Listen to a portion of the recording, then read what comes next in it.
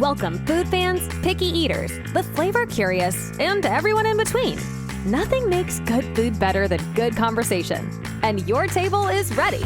Come right this way to the Food for Thoughtcast with your host, Melissa Reagan. But you can call her Chef. All right, let's get this episode started.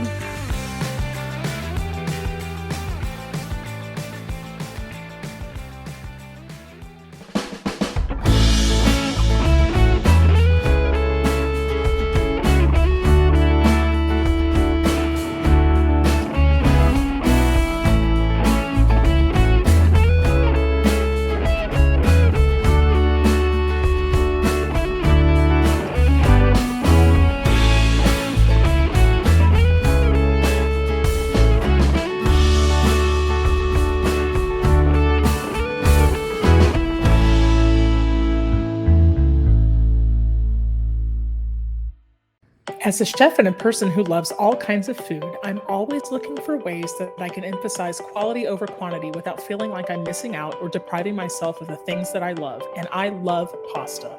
Carbonara, mac and cheese, primavera, cacio e pepe, you name it and I'm all about it. That's why I choose Bonza. Bonza is the pasta made from chickpeas, which means it has more protein, more fiber, and I believe more flavor than regular old pasta. Seriously, if you go in my pantry right now, there are 2 boxes in there awaiting their next culinary adventure. Bonza has over 12 different kinds of pasta, including penne, rotini, elbows, and cavatappi, which is my favorite, because all of those curves and ridges hold even more delicious sauce. Bonza also makes pizza crust, which tastes too good to believe that it comes from peas. You can find Bonza at Whole Foods, Target, and Walmart.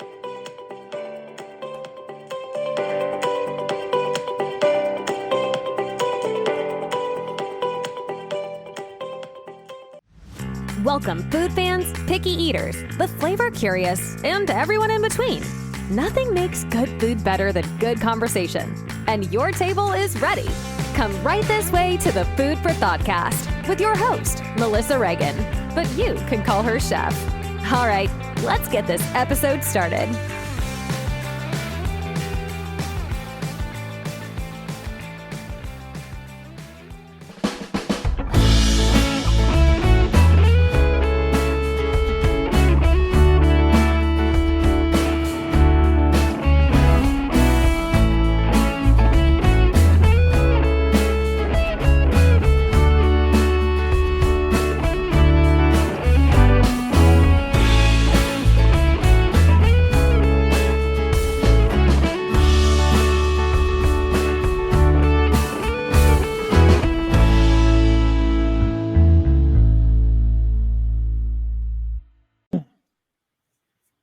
Hey there, food fans. Welcome back to the Food for Thoughtcast with me, your host, Melissa Reagan, with my co-host with the most, Chef Steven Gonzalez. Holy crap. I was just waiting for it to freeze, man.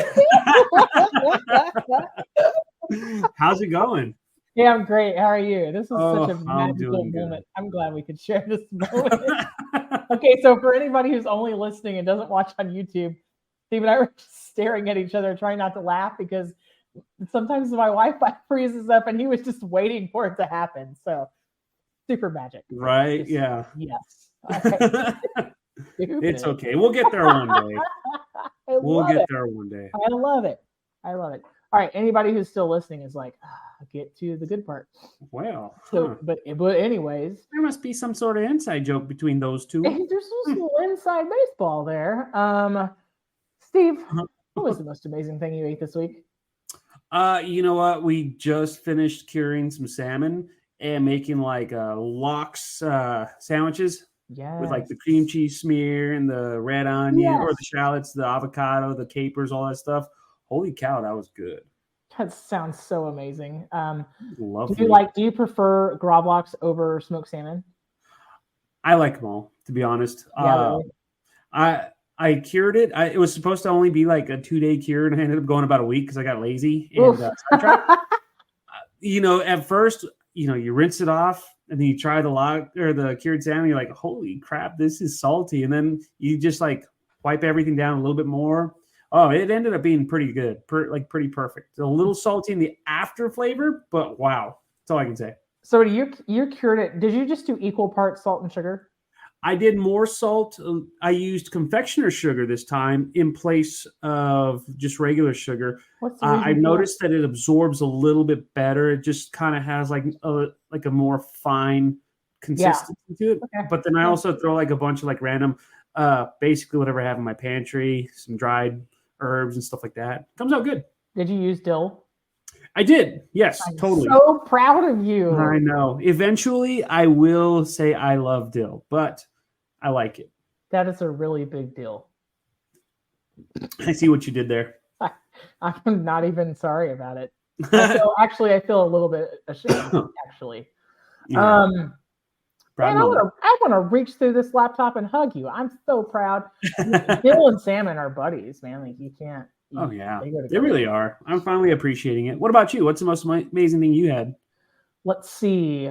What was the most amazing thing I had? Yes, I ordered from Quiche Bakery this week. Way back from episode 3 or 4. Keith's Epic Eastside House, and we had chorizo quiche and brisket empanadas and lemon blueberry fritters, chocolate caramel pecan cookies, and asparagus, feta, and prosciutto croissant. That just sounds all sorts of delicious right there. It was really ridiculous. I don't know. I lost my full switch somewhere. I don't know where it went, but I ate and ate and ate, and there was no end. That ain't a bad thing. Dude, it was delicious. So shout out to Quiche. I've ordered from him a few times, and by the way, Keith, if you are listening, thank you for the free ham and cheese croissant too. That was awesome.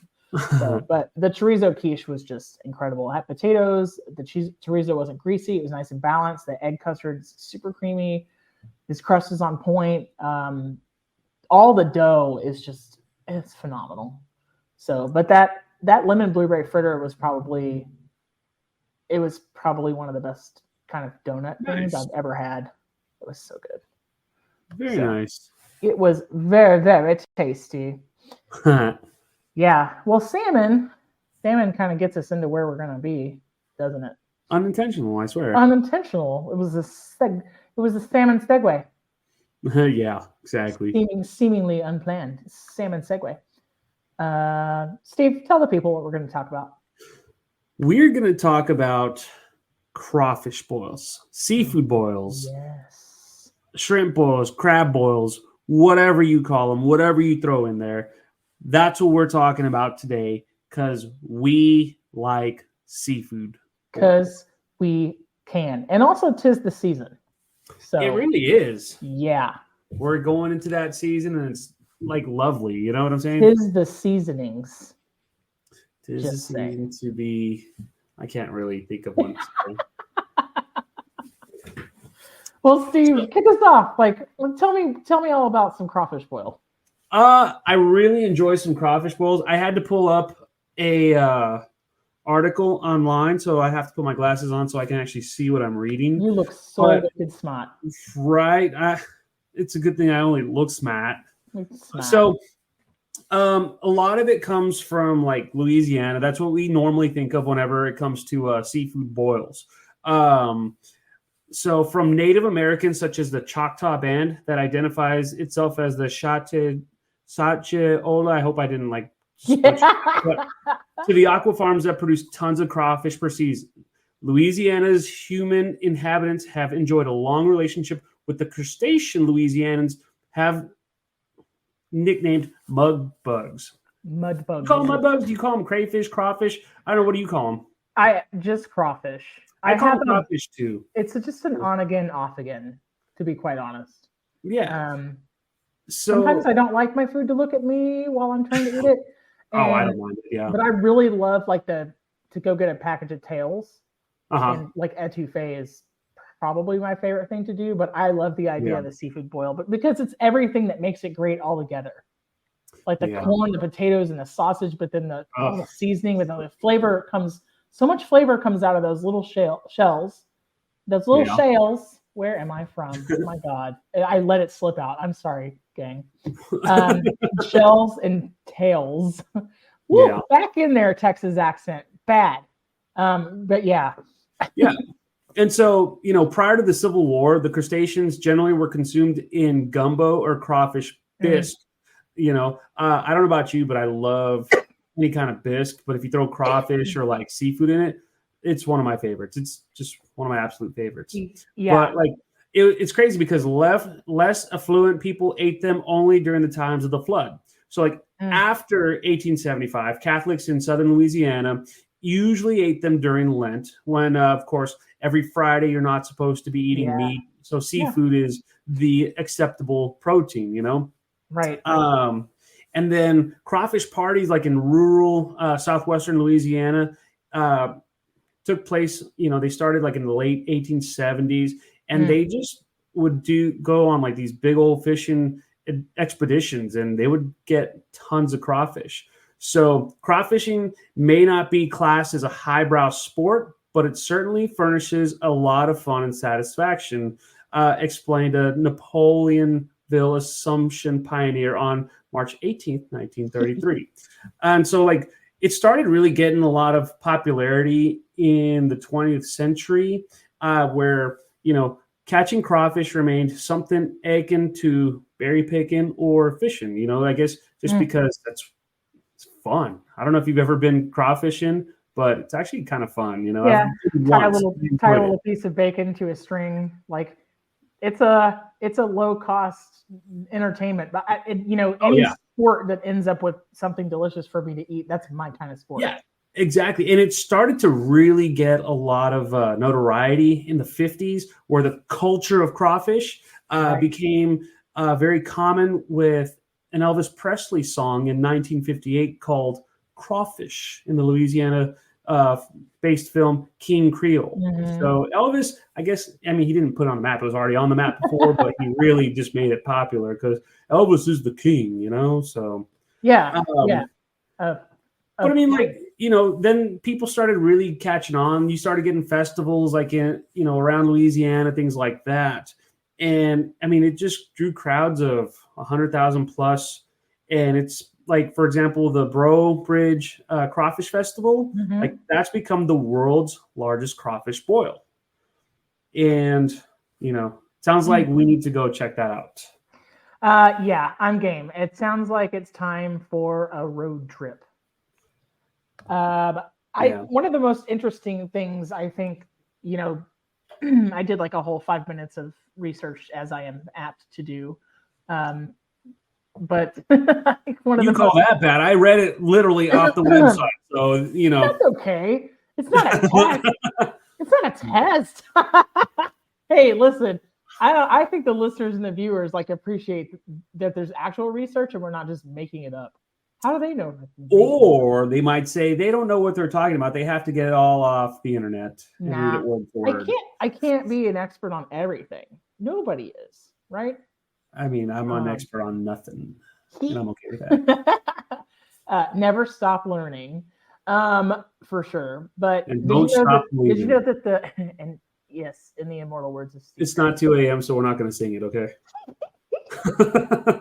Get thee to a karaoke bar. Right. Did you know that the crawfish is the state crustacean of Louisiana? Very well, I believe that 100%. Yeah. I actually have a friend of mine who has a crawfish boil food truck out here in West Texas, and he goes almost daily to go. I guess he's got a hookup or a connection of crawfish, and they'll meet in Houston or somewhere between, and then they'll pick up all his crawfish and drive all the way back. But he sells the best crawfish out here in West Texas. So that sounds so good. Yeah. So you mentioned the Native Americans. I have here that says the local tribes in the area, they were eating this long before the Europeans arrived. And how they would catch it is they would put repurposed, the parts of the deer that were not great to eat, kind of the meat from around the hooves and stuff. They would tie it to reeds, and they would go fish in creeks and ponds to catch it. Yeah, I thought that was super interesting.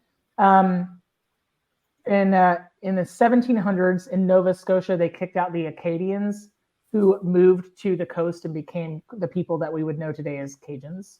And there's like a cute story that the journey was so treacherous and arduous and hard that the lobsters they took with them had to walk so far that they shrank. That's like the folklore. So now they're the size they are now, the tiny little crawfish, which I think is really funny.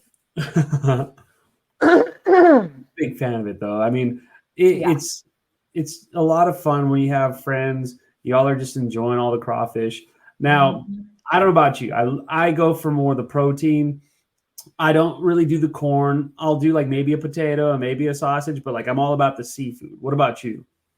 I like all of it together. So I'll usually like pull sausages out and cut it up. And it's a little bit bougie, right? You're eating a tiny, or you're eating like a huge meal over a piece of paper, and there's like grease running down your arm, and you've like spicy the boil like on your lips and your face and stuff. But I like to cut up the sausage and the potatoes and cut the corn off so that I can have a little bit of everything in each bite. Like that's what I like to do. And it takes a little longer and it kind of makes me look like a pariah at the table, but I don't care. Like I like what I like. So yeah, I like what I like. Yeah, same here. I go for the actual seafood. I don't go for the potatoes and corn. Crawfish is one of those things though. It's like if I'm out somewhere and they have like a peel your own shrimp, I feel like the investment is not worth the return. I can't get full. It's not enough meat. You know what I mean? True. So that's how I feel about crawfish too. I feel like you need the other stuff as like filler. It's like when you go to a buffet and they want you to fill up on salad and they put the prime rib as like 500 yards away. You know, and that's really sense. Like the moneymaker. And that's how I feel about all the stuff that's with the crawfish in the in the boiling liquid, right? So, I mean, that makes a lot of sense, but at the same time, like I said, like you just said, I like what I like, Yeah. So yeah. But I mean, like it can be like a whole day thing. And I actually love the fact that it could be done throughout the day with all your friends. Like you drink all day, have a bunch of seafood, eat, and then, pass out. Yeah, for sure. It's really popular. A lot of churches will do it. Social clubs, fundraisers, all sort of charitable organizations, sports teams. It's like everybody's backyards, in a park, like anywhere it can happen. Right. I think that's the beauty of it, though. I know it's really neat because it's something approachable for a lot of folks. So in Louisiana, they usually do primarily crawfish. Sometimes you'll find shrimp and crab as well. The crab, like depending on the season. And so I like the idea that every region has its own little flavor too. Yeah. So how do you do your crawfish boil? What do you put in? What ingredients do I put in the actual boil? Yeah. Oh, I mean, so it used to be just like the seasoning, like the Zatarans and all that stuff. And then it turned to like the Zatarans, that liquid Zatarans, plus like a ton of like orange juice, lemons, onions, garlic. Like, I mean, I throw so much stuff in there now that I don't even have enough space to throw a crawfish in there, Like a super hyped up court bouillon? Yeah, pretty much. Okay. And you said that you like mostly the protein components, right? So do you put all the other stuff in there for other people, or if it's just yeah, of course we'll do that, because I mean, I don't want them to eat all my proteins. That's what it is. It's stingy. Sometimes I have made, this is going to sound really silly, but just for me, right? It's hard to cook for one person, and sometimes the beauty of this thing is like it's meant for a group, big celebration. It's a gathering, but there is a version of a seafood boil that I like to make in the crock pot. That's like 1 link of andouille sausage and a pound of red potatoes and a couple pounds of shrimp and like 3 corn cobs. You said Zatarans. I like the crab boil. Like that stuff's good too. The branded crab boil. It's super salty. So I find myself, I will really kind of migrate toward like the Old Bay, like what they use in the East Coast. Yeah, the Old Bay is good too, though. I mean, I like Old Bay in a lot of things where it actually shouldn't go. So I think Old Bay makes chicken salad really good. It's It just does. just a little, a little in tuna salad. And I love Old Bay on French fries a lot. You know, oh, I haven't tried that. Do you know what I Dude, actually like Old Bay on? And I'm gonna get a lot of trouble for popcorn? this. No, I like it Oh, with my briskets. what? You never put it like on your red meat? It's just that, Oh man, it's good. just by itself. Well, no, I mean like you got your salt, your pepper, all that stuff, and I just throw like a little bit on there, like just to, like when you make like your seasoning blend and all that Yeah, stuff. something about it, man. I always like to throw all that stuff in there, but I can Something never about it. keep it simple. Yeah. So sometimes at home, I want a little seafood boil, and I'll do some combination of those things. I like to cut up an orange. I like to cut up a lemon. Yeah. I like to smash a head of garlic in there and then fish it out. I don't put bay leaves in mine. I usually don't do onion. That onion, like the paper, the peel, it'll start to float off in the water, and so I'm just kind of like meh. But I'll get like a super spicy sausage and chunk it up and like let it flavor the liquid. Now, do you ever use beer instead of like your OJ and Sometimes I'll throw beer in water there, like just beer? because I'm bored, or I'll remember I've got a fridge full of beer. Let's throw some in there. And then next thing you know, yeah, you're having a bunch of beer, random beers in there. What kind of beer do you throw in yours? I like Tecate in mine. Okay, that's a good one. I like Tecate. Yeah, you can't just use any sausage. It really needs to be like a hot link or like an andouille. Like, I don't know. I have strong feelings about it. I don't know. I have opinions about this. I have more opinions than I thought about this. But yeah. Well, as long as you're not throwing boudin in there. No. That would probably be dissolved. Probably just like fall apart and turn into mush. Turn into sludge. Yeah. Well, I don't know if they listen or not, but I do have a cousin who's from Louisiana, and they dip their boudin in ranch, and they know that there's judgment. I would love to make that way, though. I would love to make a boudin, but I'm so afraid of all the hate I would get from people from Louisiana. You know what? I'm gonna ask my buddy Ryan, how do you make boudin? The crawfish king. I'm sure he knows. Oh yeah, he can help me. We're gonna have to maybe we can get him on the podcast. Let's do part 2 and talk about Cajun food. Yeah. Ryan's all the things, right? Yeah. Okay, so that's what I like. Go ahead. Please. I was gonna say he even does like gator, like in his. I love alligator. Oh my god!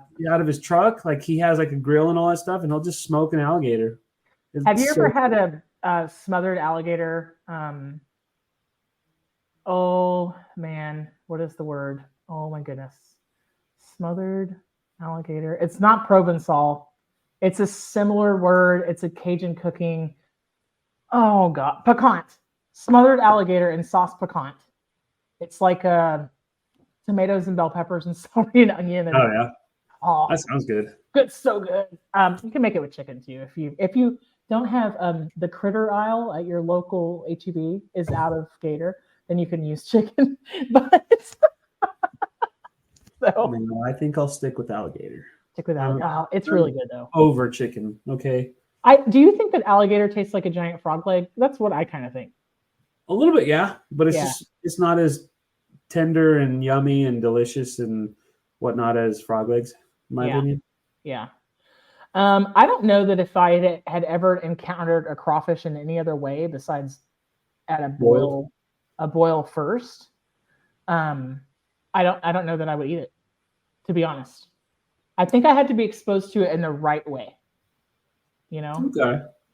Yeah, it took me a while. As a kid, I wasn't a big fan of them because I didn't like all the spice, but I was just a big giant weenie. And as I got older, I was like, okay, this is actually really, really good. Yeah. But I mean, if I'm gonna do crawfish like in pasta or rice and stuff like that, I'm just gonna cheat and get the frozen tails, like in the package. Just the tails. I mean, there's nothing wrong with those. Like, the labor that it takes to catch them. It's not like a mass-produced thing, and so like it's gonna be good. You know what I mean? Like the quality is gonna be there. I actually had when I lived in Austin with a dear friend of mine. We went to a pho place and they had hot, spicy crawfish pho. It was so good, but I mean, it was Excuse me. I was being injured. I absolutely love the sound of that. Yeah, it was good. really good. It was really good, but I needed like the Carmex around my lips. Like, it was burning my face. It was so hot. And I think both of us maybe only got like a halfway through the bowl. We were like, oh, it's so hot. Like, It sounds pretty good though. even beer wouldn't fix it. It was like nice cold beer, and it wouldn't. It was making it worse. All right. So, but we talked about like what you like in yours, what I like in mine, but I want to see what the rest of the country likes in theirs. So there's a couple of different regions around where you will find a seafood boil. This isn't the traditional Cajun crawfish boil, but a seafood boil. So for instance, in South Carolina, they have the Low Country boil. The Low Country boil is just a little bit different because it will have, sometimes they call it Beaufort boil, Low Country boil, or Frogmore stew, but it originated in Charleston, South Carolina. Ooh. And they will have shrimp, sausage, corn, and potatoes, but sometimes ham. This is like the mild version of the Louisiana version, right? Low Country boil is going to cook all day. The ham hock or the ham bone is going to get all that flavor, and all that salt is going to go straight to the seafood. Interesting. Yeah. So I would smash that so hard. I would try it. Yeah, most definitely. And there again, it's a social thing, right? Yeah. The Low Country boil of the Southeast is, it's kind of like a clam bake in New England. It's an event, right? Yeah. And then in the Mid-Atlantic in Chesapeake Bay, they'll use oysters and clams and Maryland blue crab. And that's where you're going to find that Old Bay seasoning. Yeah. So, but it's not really a boil. It's more like a steam. So they'll put only a couple of inches of water or beer in the bottom. And then they put everything in a basket above it. And then they do it with coleslaw and corn on the cob, which I kind of want that right now too. Like right now. So I want ear steamed blue crab. My God. It sounds so good. So let me ask you this. Whenever you're done with your, whenever everything comes out, do you toss it all in a ton of butter or do you just eat it as is? I like to have butter on the side so people can dip in there. If I'm making it for myself, then yes, it's going to get like an entire stick of butter. It's going to be a quarter pound of butter for sure. Okay. And I like a little garlic powder in mine. Like I don't like a clarified butter. To me, it loses all of its charm when all the dairy solids are gone. I like a melted whole butter. So I'll put a little garlic powder and a little parsley flakes in there, kind of to make it a little bit more savory and unctuous. And I like to dip all the components in that. So that's what I like. So what other kinds of boils are there around the country? So you have the New England clam boil. Okay. Delicious. The New England clam boil, it takes a little bit less work, but these are usually on the beach. So they'll dig a pit in the sand, line it with stones, and then the seafood is placed like directly on it. It's covered with like a seaweed and canvas tarp. Also lobster, but the same other components, right? Beer, clams, corn, potato, sausage. They don't throw stuff like scallops in there? I'd imagine they would. I think you can. The other way is probably like just your cheaper alternative. And then they say in the middle of the country, sometimes you'll find whitefish and lake trout thrown in. I wouldn't be opposed to throwing like actual fish in not there. at all. You know what I'm saying? Can you imagine so you think of something as hardy as like monkfish that could stand up to all that? And I would like totally toss chunks of monkfish into a crawfish boil because I want that flavor on that fish. And then when that comes out, you just dunk it in a ton of butter. But like and also like a French bread, like a loaf of French bread. Oh yeah. Garlic. You have to sop up all the juice. You know, you need something, right, to sop it all up. So a good fun fact, if you leave your bread out for a day to go stale, it'll sop it up even better. Yes. It's like kicked up French toast. Right. Leave it out, make it stale, make it do its job. It becomes more absorbent.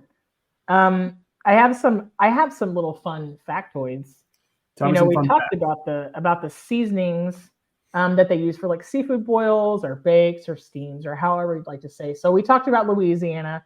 in the southern region, there's these crab boil seasoning packets. They have like cayenne pepper, and they'll put hot sauce in the water, or lemons or bay leaves or whatever. But it says that in some places, like along the Atlantic, they will use Italian dressing, or they'll use Italian dressing mixed with ketchup, which sounds god awful. Sorry, no offense, East Coast.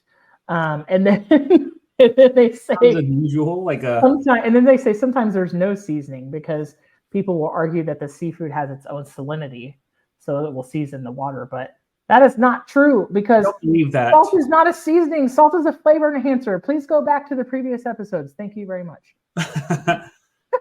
Hashtag don't cancel us. Hashtag please don't cancel. I'm just for being correct. Oh my god! But I'm You're also correct right on this one. I don't care what anyone says. Okay? But I'm also right. Yeah. So, If you're not going to add flavor to your crawfish or to your seafood boils, are you really having a seafood boil? Do you have? I don't think so. No. I agree with your sentiment there. Do you have a certain preference on the OJ, or like, is there a ratio that you use? Oh, I just get like one of those half-gallon, cardboard boxes, and I just throw the whole thing in there. Yes. Yeah, just pour it all in there. It's fine. It's nice. good. I mean, you're not going to hurt it. It's kind of one of those things is like the more the merrier. Yeah, exactly. A lot of the crab boils will have cayenne and paprika, the garlic. There's a little bit of sugar, onion powder, right? Different spices. Yeah. I mean, I wouldn't be opposed to lobster. I think everybody knows by now that it's not my favorite thing. But if you put enough other things in there, like, it would be fine. Some people are. Yours, what kind of crab do you put in yours? I want blue crab. Blue crab? I mean, see, I'm bougie. I'll throw the king crab in there. But like but it's so expensive, so you can only throw a handful of pieces in there. You know what I'm saying? Yeah, if I can find it on sale, it's like, okay. I mean, the snow crab legs, sometimes you'll find like a really good deal. And I think that's the thing too, is like, I'm not fancy enough to, if the price is right, like if I'm in the Asian market and they have those crab legs that are like frozen, put in the shell, like, I'm in. Just add them at the end. Like, I don't know. No judgment. Like, true. Yeah. They say that, so I'm looking at some statistics, and it says that there's a really authentic Cajun seafood boil that happens at a place called Dan's Seafood and Wings, which I'm already hooked, because seafood and wings, yes, please. It says you can place an order ahead, but it's in Houston, Texas. So I would imagine Houston has some darn good boils. Why am I saying darn? They had some damn good boils. You got fresh. Have you ever had like shrimp right off the boat? Yeah. Goodness. Not like I wasn't on the boat, but I've bought shrimp at the Gulf before, so very close. Yeah, I've had seafood. I've been to seafood boils where shrimp was off the boat for like 15 minutes before it got to us. Like, oh my goodness, it's so awesome. And I mean, I'm all about stuff like that. So I would imagine that this restaurant place having wings and seafood boils sounds so good. As much as I don't want to go to Houston because it's such a busy, fast-paced city, I would go to eat. You know what I'm saying? Oh yeah. I mean, I don't. There is a rivalry between Dallas and Houston, but I do have to give it to them that it is a food city, and it's close enough to everything. It's close enough to it has the waterways that come inland, and it's close enough to the coast where they've got like really fresh stuff, and I'm sure they do it really, really well. I have to ask you this ultimate question: as a chef, what do you do to your crawfish before you cook it? Do you like soak it? Some people put them in salt water. They leach it, kind of like get them to leach out like any impurities. Some people rinse them. What do you do? I just normally rinse them. I wouldn't really know too much more because that's what I've seen. That's all I've really done. Some people are purists about it. Like, oh, you have to, get all that impurities out and blah, blah, blah. It's like, nah, no. I keep it simple. I suspect, well, my theory is kind of like this. My theory is that it's a family tradition that gets passed down, and somebody somebody teaches you like you have to wash it this certain way.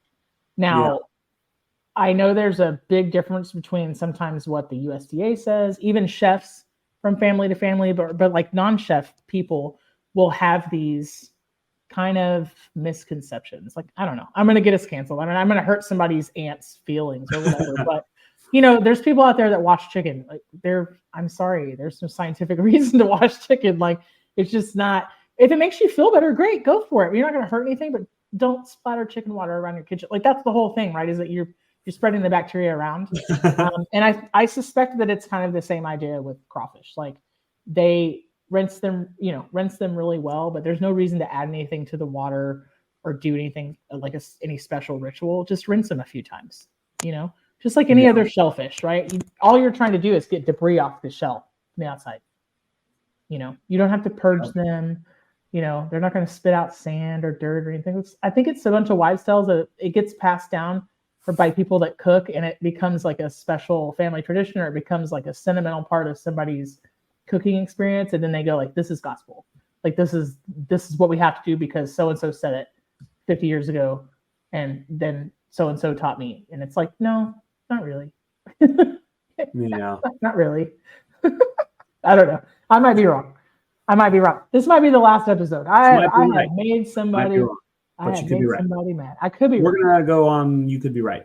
I could be right. Yeah. Billy Joel, I think. Yeah, I may be right, he said. I won't lie. So at work now on the weekends, they're starting to do like the shrimp and crab boils. Mm-hmm. And of course, I do like the potatoes, the corn, the sausage, and all that stuff. But I'm always just like about the shrimp. Mm-hmm. I think we're about to start getting some crawfish in. So here in the next week, I will be about that. I'm excited about it.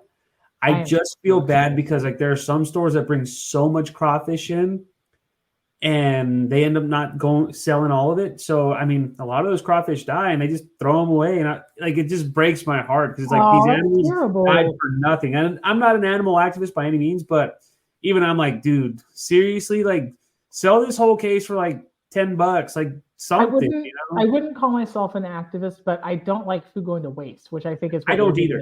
Yeah. Same. So yeah, for real. Yeah. What about fried crawfish? Do you like it? Fried crawfish? I've never had fried crawfish. What? Like the crawfish tail meat and all that stuff? Like popcorn crawfish? Like popcorn style crawfish?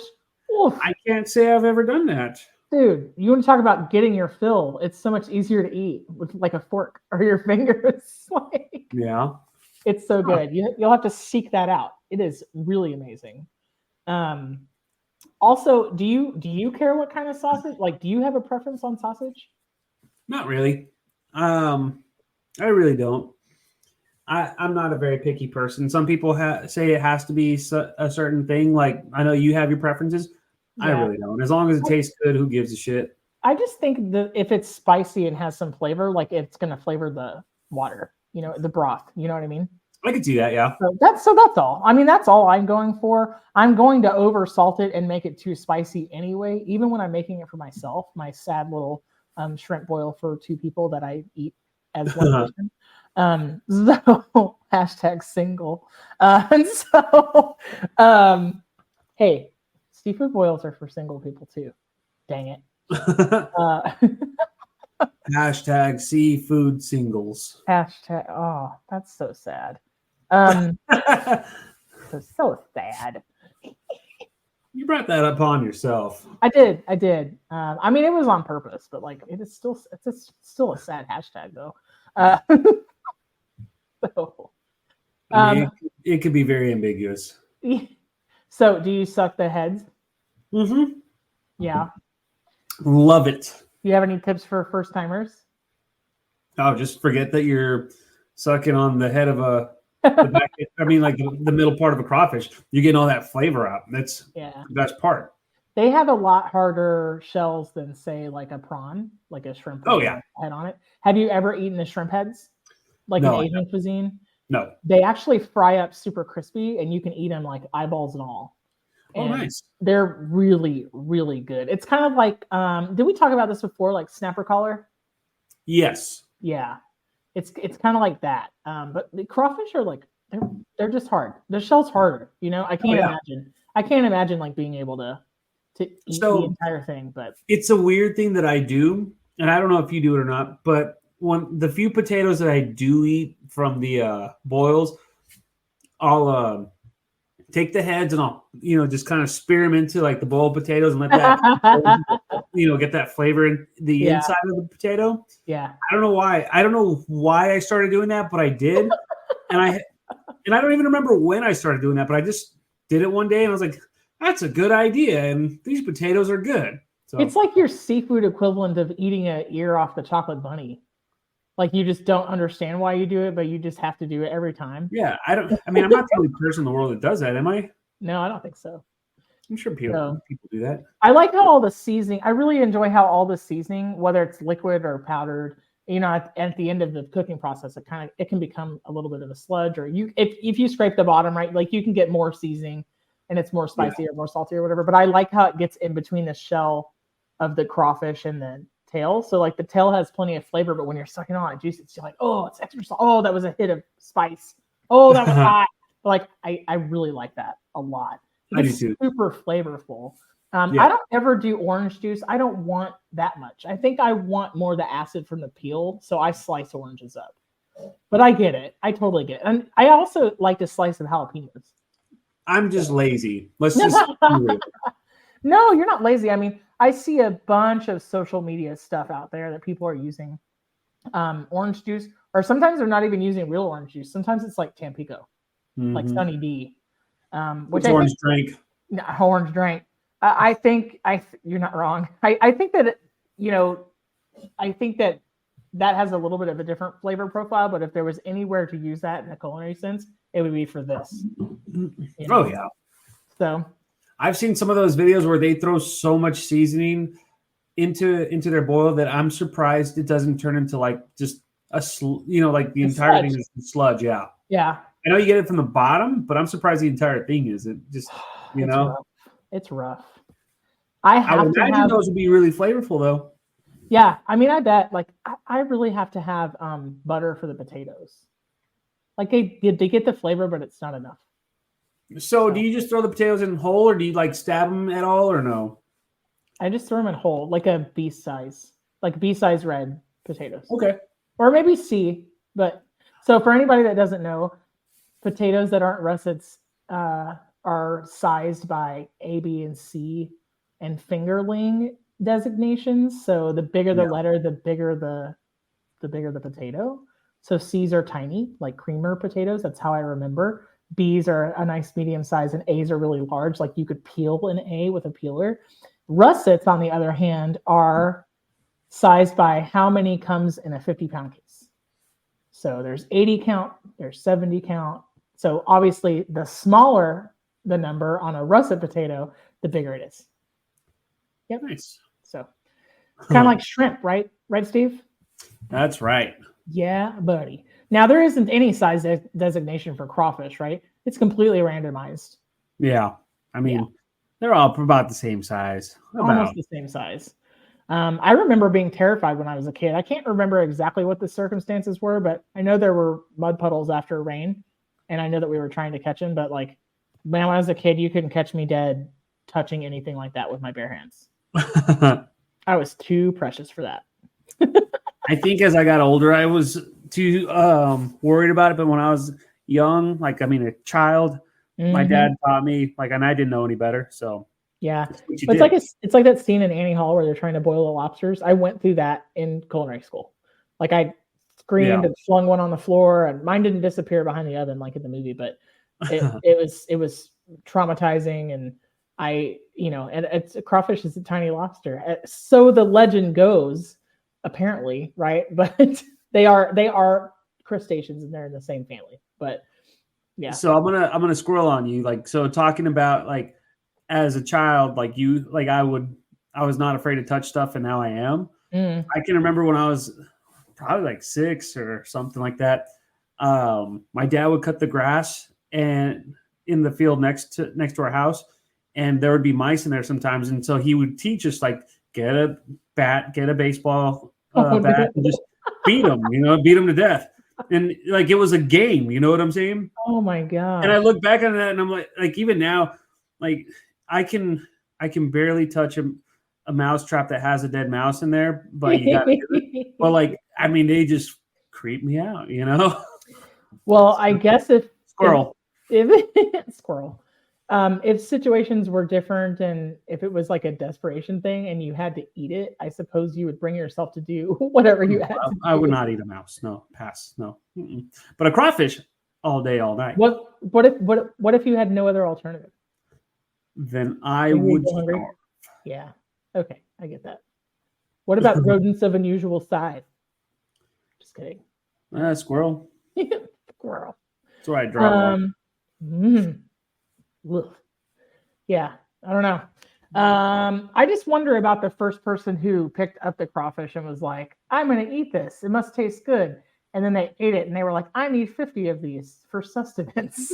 Like, Right. This was I not can only imagine it was probably, I mean, like we were saying, you know, like the native tribes and all that, they kind of knew Yeah. how they learned it. I couldn't tell you, but I would imagine like the European explorers and stuff like that, they probably started on the East Coast, came across lobsters. They probably made their way down to Louisiana and thought these are just very tiny lobsters, and then realized like you have to have a bunch of them to get full. Yeah. I would imagine that's what it was. It's that investment and return thing. And so according to the history, crawfish first got harvested from the waters of the Atchafalaya Basin because they had to flood the rice fields, right, to harvest the rice, like the rice paddies. And anytime you have flooding or a puddle or a pond or anything like that, they come out. So I can't imagine what that looked like for the first people to ever see them. Must have been like, holy crap, what is that? Or my worst fear would be like, it's on my toe, it's on my toe. You know? I'm not too worried about them. Yeah. They don't creep me out, you know. I just think, okay, I'm ready to eat them. I just stay out of water because that's where water things live, and I live on land. We have an agreement. We have an agreement. I can't imagine. Like, luckily the lobsters are far enough down they can't get me at the beach, but like crabs can. It's terrifying. You know? It's terrifying. I need therapy now. I can't do this. You have some nightmares tonight. I can't do crawly things, man. But kill it and put a lot of butter on it, and I'm down. When was the last time you went to a crawfish boil or a seafood boil? Sorry. Probably no. I mean, I think you can. There's. I mean, it's. You know? I think it's like a habit to call it a crawfish boil. Yeah, does that make sense? For sure. It's been quite a long time. Probably 2015. Yeah. Yeah, it's been a couple years. Besides, if I'll cook like a crab or crab legs and shrimp at the house. But anything else, and I'm buying crawfish tails, and it's usually etouffee because that's how I like to eat them. Yeah, it's been a few years since I've done one by yourself. What did you say? I was gonna say it's been a few years since I've done one. Yeah. Like I said, I just call them crawfish boils, even though like sometimes it's more of a seafood boil, but it's the equivalent of calling like sodas Cokes. Like, what kind of Coke do you want? You know what I want? You know what I'm saying? Yeah. No, I totally agree with that. I think it's enough in the lexicon, you know, that it's in our consciousness. Like, they're not really synonymous, but to me they are. No, I get it. No, I totally get it. I think it depends on where you grew up and what you're used to eating. And I mean, yeah, I totally get that. That makes a lot of sense. Yeah. And I want to go to the store right now. I'm so hungry. I'm actually not very hungry right now, but I will be soon. I saw you over there slamming that protein shake. That's why you're not hungry.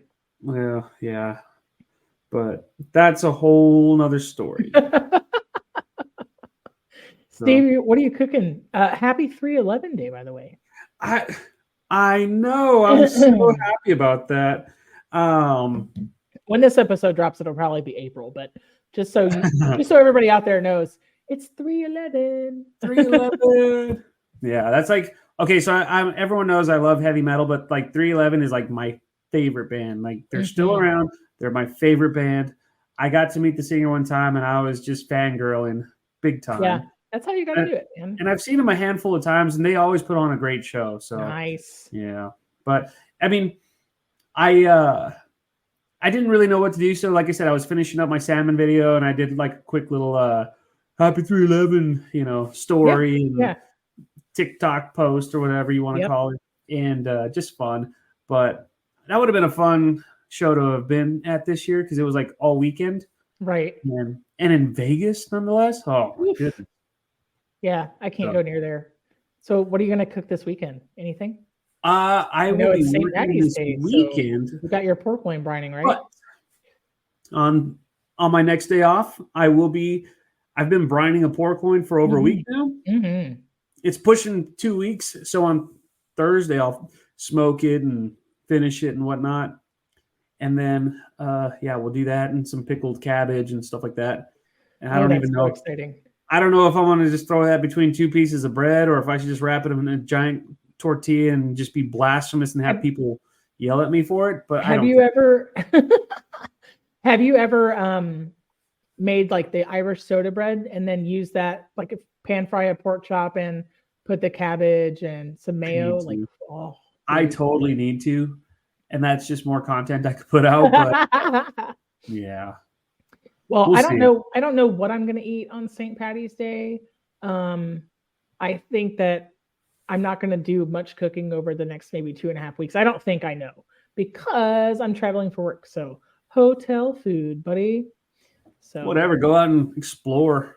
I do have some great friends in the Cleveland area who I met through my job. And there is apparently some famous hot dog spot that I have to try there. Famous to them, when I say that, famous to them, to locals. And I have to try it. Is it Cleveland? No, that's Cincinnati. Never mind. I was thinking Chile. Never mind. Oh, no, I'm not doing it. Nope. Absolutely not. Nope. I already know what you're getting at. But anyway, there's some sort of SpaghettiO Fruit Loop thing that I have to try with hot dogs. I'll take a picture. Yeah. I'll take a picture and post it for the pod. And then hopefully I will get to head on over to Pittsburgh to meet some 2D friends for them to become 3D friends, and maybe there might be some brewery action. So that's what you have to hit up Primanti's.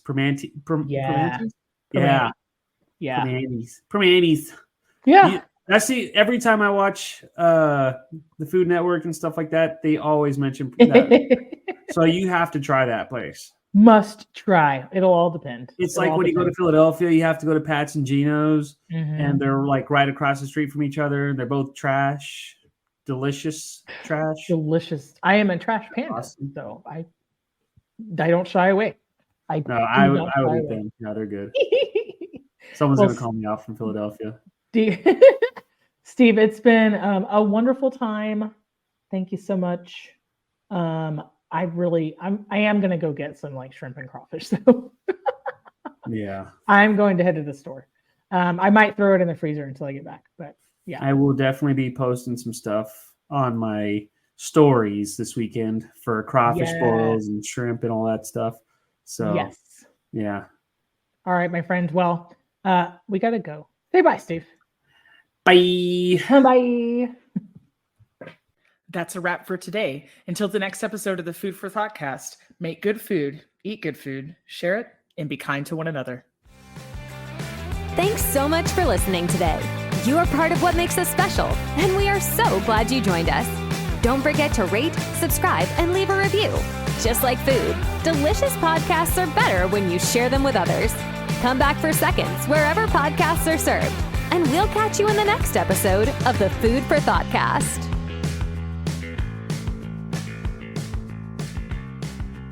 You can find us on Facebook and Instagram at the Food for Thoughtcast or at www.foodforthoughtcast.com, where you can link to all podcast players, or you can send us an email at foodforthoughtcmc@gmail.com. That's a wrap for today. Until the next episode of the Food for Thoughtcast, make good food, eat good food, share it, and be kind to one another. Thanks so much for listening today. You are part of what makes us special, and we are so glad you joined us. Don't forget to rate, subscribe, and leave a review. Just like food, delicious podcasts are better when you share them with others. Come back for seconds wherever podcasts are served, And we'll catch you in the next episode of the Food for Thoughtcast.